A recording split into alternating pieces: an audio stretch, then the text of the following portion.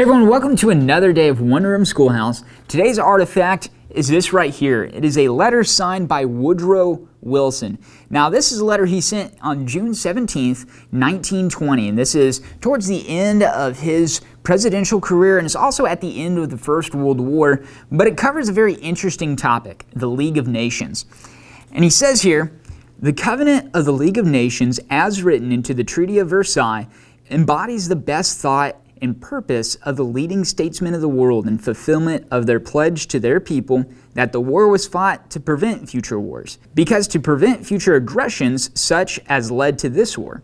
I cannot see how it can fail to have the support of all forward-looking Christian people."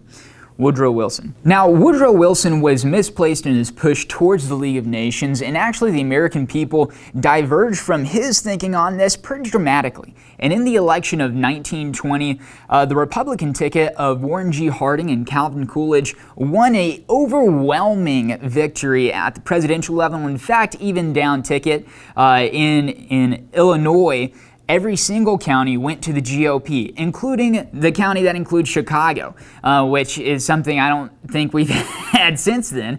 But the American people really resisted Wilson's push towards globalism. Because at this time, the American people wanted to return back to normal.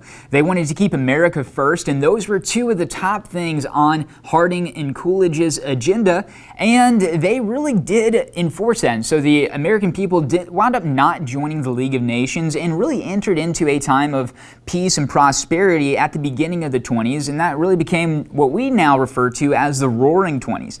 Taxes were slashed, the deficit was cut, and overall prosperity increased until people like Hoover and then eventually FDR came into power after that. But this letter by Woodrow Wilson represents another interesting time in the American story.